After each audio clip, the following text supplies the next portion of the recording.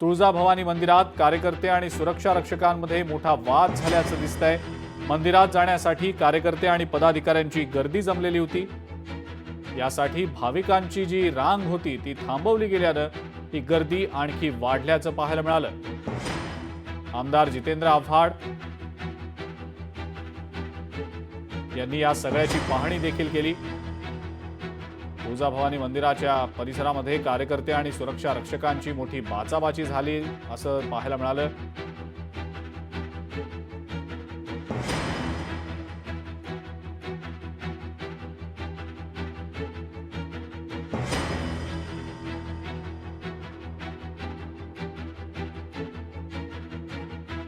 तुळजापूरमध्ये भाजप कार्यकर्त्यांनी जितेंद्र आव्हाडांची गाडी अडवल्याचं देखील समोर आलं। त्यानंतर आताची ब्रेकिंग न्यूज आपण पाहतो आहोत।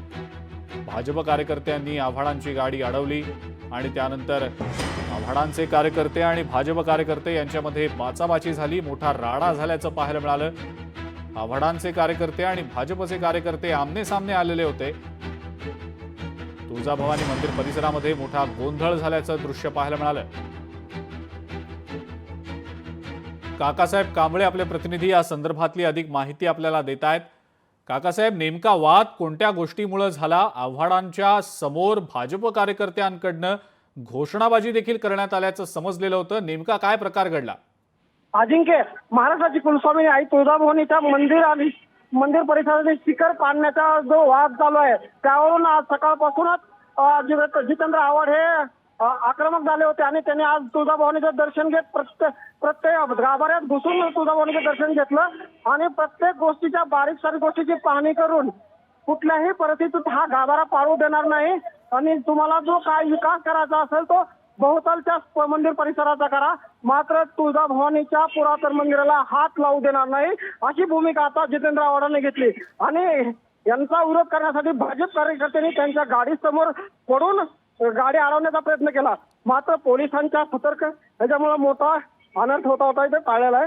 आता जितेंद्र आव्हाड तुळजापुरातून बाहेर पडलेले आहेत। काकासाहेब, पण सुरक्षा रक्षकांसोबत नेमका काय वाद झाला? म्हणजे हा याच एका गोष्टीवरनं होता का काही वेगळा वाद झाला? कार्यकर्ते आणि सुरक्षा रक्षक यांच्यामध्ये सुद्धा वाद झाल्याचं समोर आलं होतं। कार्यकर्त्यांनी मंदिरात आव्हाडांसोबत घुसण्याचा प्रयत्न केला, मात्र सुरक्षा रक्षकाने त्यांना बाहेर काढून आव्हाडांना सुरक्षित असं दर्शन करू द्या अशी विनंती करूनही त्यांचे कार्यकर्ते ऐकत नसल्याने शेवटी सुरक्षा रक्षकांनी त्यांना बाहेर काढण्याचा प्रयत्न केला। अजिंक्य, काकासाहेब, सध्याची काय स्थिती आहे तिकडची नेमकी? कारण मोठा गोंधळ उडाल्याचं देखील पाहायला मिळालं होतं। भाविकांची जी दर्शन रांग आहे ती सुद्धा काही काळ थांबवल्या गेल्याचं समोर आलेलं होतं। सध्याची काय स्थिती आहे नेमकी?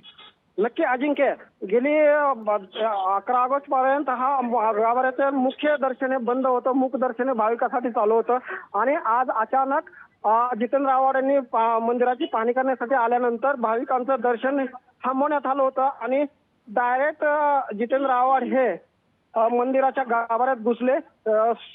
सुरक्षा रक्षकांना हे न जुमता त्यांनी मंदिराच्या गाभाऱ्यात घुसून दर्शन केलं, मंदिराची पाहणी केली आणि कुठल्याही परिस्थितीत ह्या मंदिराचा गाभाऱ्याचं जे जीर्णोद्धाराचं काम चालू आहे ते पुरातन जे मंदिर आहे त्याला हात लावू देणार नाही आणि तुळजाभवानीचं मुख्य शिखर जे आहे त्याला तर कदापि हात लावू देणार नाही अशी भूमिका आता जितेंद्र आव्हाड यांनी घेतलेली आहे। आणि सध्या तुळजापुरात भक्तांची मोठी गर्दी आहे आणि आता आव्हाड बाहेर पडल्यानंतर भक्तांनी थोडा निश्वास सोडला आहे। नाही, पण काकासाहेब, गोंधळ जो झालेला होता तो आता थांबलाय का? परिस्थिती पूर्वपदावर आलेली आहे का?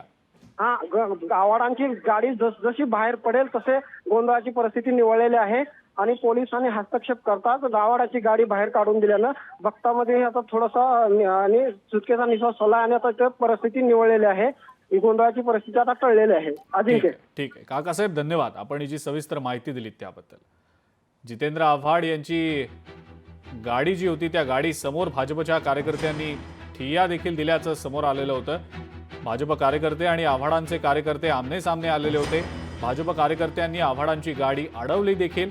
मोठा गोंधळ काही काळ मंदिर परिसरामध्ये पाहायला मिळाल्याचं समोर आलेलं होतं। भाविकांची जी दर्शन रांग आहे ती सुद्धा त्यामुळे काही काळ थांबवण्यात आलेली होती, मात्र आता इथला सगळा गोंधळ जो आहे तो आता थांबलाय। परिस्थिती निवळलेली असून पूर्वपदावर आलेली आहे। जितेंद्र आव्हाड यांची गाडी सुद्धा आता मंदिर परिसरातनं बाहेर गेलेली आहे आणि जो काही गोंधळ उडालेला होता या सगळ्यामुळे तो गोंधळ आता थांबल्याचं समजतंय।